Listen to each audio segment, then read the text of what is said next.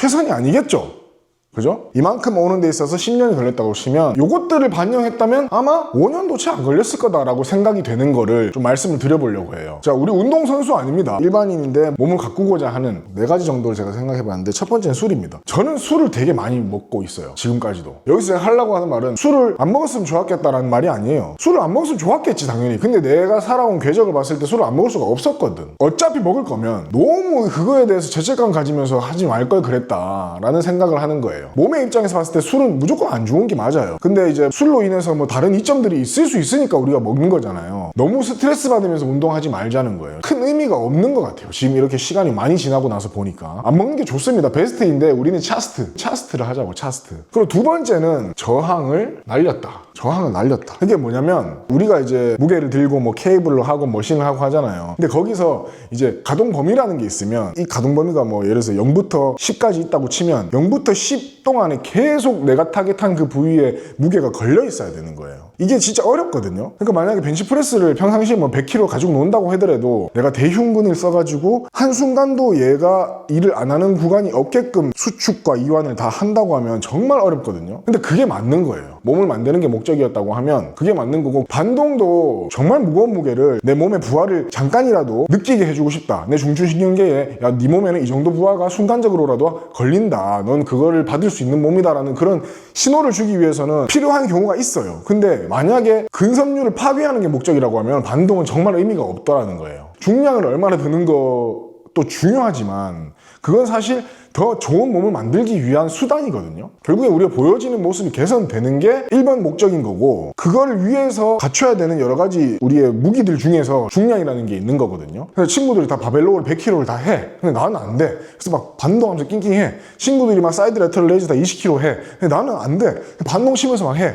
근데 그게 주객이 전도된 게 아니냐 이거죠. 근데 저 또한 그런 의식 때문에 저항을 많이 날렸던 거죠. 그 저항을 날리는 그 시간들이 안 날렸다라고 하면은 분명히 해당 부위에 근비대가 더 많이 있었을 거고, 분명히 또 공부도 많이 됐을 겁니다. 그게 두 번째고, 세 번째는 팔랑귀라고 하겠습니다. 팔랑귀. 보디빌딩은 제가 지금까지 경험해보니까 결국에는 내 몸에 맞는 걸 찾아야 되는 게 우리의 궁극적인 목적이라 생각해요. 저는 같은 동작을 하더라도 내한테 맞는 거, 인체의 뭐 뼈랑 관절의 구조랑 길이랑 크기랑 뭐 다 다르기 때문에, 근육의 분포랑 이런 것도 다 다르기 때문에 결국에 내 걸 찾아야 되거든요. 근데 내 걸 찾기 위해서 전문가들의 경험들이 필요한 거거든요. 근데 나는 너무 전문가들이 얘기하는 거에 휘둘렸다. 이 사람이 이게 맞다고 하면 그냥 했고, 저 사람이 맞다고 하면 그 따라 했고, 헬스계에도 종목별로 그 유행도 있더라고요. 그래서 그런 유행도 많이 따라가보고 했는데 결국에는 내 거가 없는 거예요. 그래서 나는 유행을 따라가고 누가 맞다고 하면은 그거 따라가던 사람이 돼버린 거예요. 본의 아니게. 이게 또 주객이 전도돼 버리는 느낌인 거죠. 이 전문가들이 나보다 훨씬 자기 몸에 대해서, 또는 이제 이분들이 티칭을 하시는 분들이라면 여러 회원들의 몸에 대해서 많이 연구를 했을 거잖아요. 그 경험은 굉장히 우리가 소중해. 우리도 그 여러 케이스 중에 하나일 거니까. 그래서 이제 그걸 잘 들어보는 게 중요한데, 결국에는 내 몸에 태워보면서 내 몸에 적용해보면서 이 사람이 얘기한 게 내 몸에 100% 수행이 되는지, 안 되면 나는 왜 안 되는지, 어떤 뭐 관절의 결함이 있는지, 인체 비율상 이 사람이 말한 걸 정확하게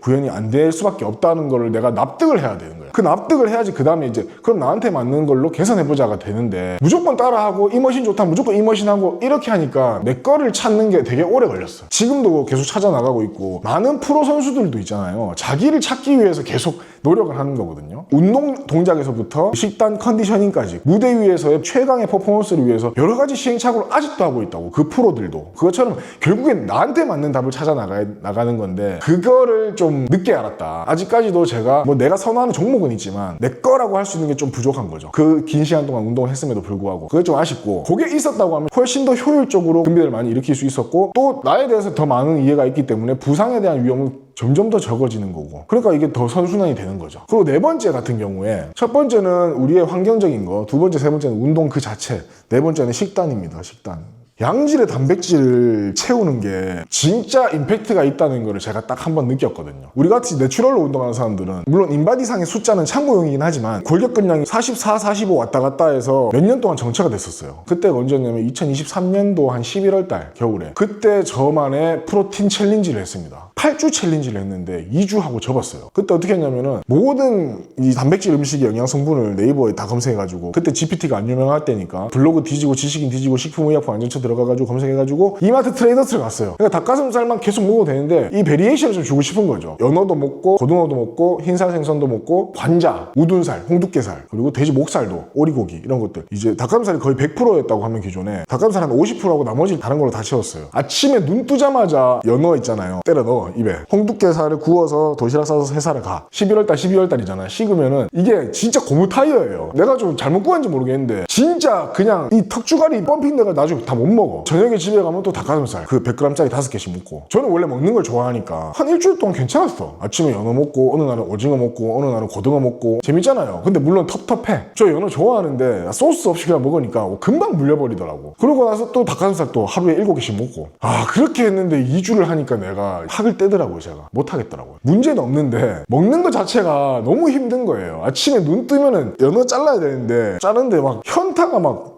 오더라고. 그래서 2주라고 접었는데 그 식당을 접고 나서 그 한 반 정도 수준으로 한 달 정도 더 했거든요. 그때 골격근량이 처음으로 47을 뚫더라고. 야, 이 식사가 굉장히 단백질을 많이 먹어주는 내가 생각했던 것보다 중요하다. 운동을 할 거라면 운동 안 할 거면 상관없어. 아쉬울 거 없거든요. 다른 건 좀 덜 챙기더라도 단백질 잘 챙겨줘야 되는데 여기서 또 우리가 간과하면 안 되는 게 탄수화물이에요. 탄수화물. 탄수화물이 생각보다 중요합니다. 탄수화물이 대사의 연료기도 하고 탄수화물 들어가야 인슐린이 튀어나와서 각 세포에 영양소를 받을 수 있게 문을 열거든요. 그래야지 그 영양소가 혈액에 돌다가 세포 안으로 들어간단 말이에요. 단백질만 먹고 탄수화물 안 먹으면 단백질도 그만큼 먹는 의미가 적어진다는 거예요. 저는 예전에 바디 프로필 찍을 때 그때까지만 해도 운동 유튜버라는 말도 없었고 2015년도였거든요. 바프라는 이 줄임말도 없었어요. 그냥 스튜디오였어. 그때 지식인만 보고 우리가 공부를 했단 말이죠. 제가 그때는 탄수화물을 무조건 줄이는 게 답이었어. 탄수화물 때문에 지방이 잘 안 빠진다 뭐 이런 게 있었거든요. 근데 절대 아니었고 작년에 시합 준비할 때도 지방이 안 빠져서 탄수화물을 더 먹었더니 지방이 더 빠졌어요. 코치님이 코칭 해줬거든요. 흰쌀밥 좀 늘리시죠. 이래 돼가지고 마지막 한 줌 남은 그 지방이 대사가 잘 안 돼가지고 안 빠진 거였나 보더라고. 탄수화물을 늘렸더니 그 마지막 지방이 싹 걷어지고 제가 체지방률이 5% 미만으로 그때 떨어졌거든요. 탄수화물 굉장히 중요하다. 그 단백질 먹는 만큼 탄수화물 같이 먹어줘야지 의미가 있다. 근데 이걸 제가 얼만큼씩 드시라는 말을 사실 하기가 어렵습니다. 이거는 사실 자기한테 맞는 숫자를 찾아야 돼요. 시행착오를 겪어야 돼요. 자기가 스스로. 정답을 누가 얘기해준다고 하면 그건 틀렸어요. 무조건. 이 컨셉만 잡고 가시는 거죠. 자, 그래서 정리를 하면은 내가 술이랑 단절을 영원히 할 수 없다. 그러면 너무 죄책감 갖지 말자. 이게 지금 중요한 게 아니다. 물론 뭐 알코올 중독자 수준으로 매일매일 먹는 사람이라면은 뭐 그거는 말할 것도 없고 내가 일상 속에서 뭐 여러 가지 이점을 위해서 술을 먹는다. 내 스트레스 해소부터 해가지고 뭐 다른 뭐 여러 가지 기회 뭐 이런 게 있을 수 있잖아요. 그거를 포기할 게 아니라면 술을 먹고 너무 자책하지 말자. 그 다음에 두 번째는 저항을 날린다. 저항을 날리지 말자. 내가 힘들고 고난의 행군일지라도 어쨌든 우리의 주목적이 뭔지를 생각을 하자. 무게를 치는 게 목적이 아니고 무게를 치는 건 우리의 목적을 위한 수단인 거고 그 목적은 우리의 보여지는 모습을 개선하고 근육량을 늘리는 거고 지방을 줄이는 거다. 그래서 저항을 날리지 말자. 좀 많이 아깝습니다. 그리고 세 번째는 당연히 전문가의 의견이 너무 귀하죠. 우리보다 더 많은 시행착오를 했고 워낙에 레퍼런스가 많잖아요. 하지만 맹신하는 게 아니라 이걸 참고해서 우리는 결국 우리 스스로가 어떤 몸인지를 찾아가는 거를 초점을 놓치면 안 된다는 거죠. 그래야 나중에 내 거가 생기는 거예요. 그리고 그거에 대한 근거도 있을 거고 내 스스로한테. 그렇게 하면 더 재밌어지는 거죠. 그 다음 마지막으로는 식단 중에서도 단백질량을 충분히 채워주는 거. 그리고 그 단백질량을 채워줄 때 탄수화물도 같이 때려줘야 된다. 그래야지만 이 단백질이 우리의 최성분이 되는 거예요. 최성분이. 우리가 저항을 날리지 않고 근섬유를 막 다 작사를 내놨어. 그럼 얘가 초과 회복을 하려면 아미노산이 필요할 거 아니에요. 어쨌든 그 세포가 단백질 맞이하려면 문을 열어야 되고 그 문을 여는 게 인슐린이 하는 일인데 인슐린은 탄수화물 때려 넣었을 때 그거 열린단 말이에요. 그래서 탄수화물을 줄인다 이거는 이제 유행이 지났어요. 유행이 지났습니다. 자, 그래서 제가 지금 뭐 프로도 아니고 트레이너도 아니지만 그냥 일반인 중에서 사실상 수치적으로는 또는 이제 보디빌딩 시합에서도 뭐 입상 성적도 있고 하다 보니까 내 경험을 통해서 어떤 부분으로 시청자분들께 도움 드릴 수 있을까 고민을 해봤더니 한 요 4가지 포인트가 있더라고요. 그리고 제가 반한 단백질 원이 있습니다. 오징어입니다. 방건조 오징어가 소고기나 닭가슴살보다 단백질 함량이 훨씬 높습니다. 같은 단백질량을 섭취하기 위해서 더 조금만 먹어도 된다는 거거든요. 그래서 우리가 많은 단백질을 섭취하기 위해서 식사량이 계속 많아지면 이게 또 힘들어지기 때문에 이런 고단백 음식들을 좀 섞어주면 좋거든요. 이 방건조 오징어 몸자 스토어 한번 살펴봐 주시고 오늘도 영상 봐주셔서 고맙습니다. 지금까지 몸자였습니다. 안녕. 감사합니다.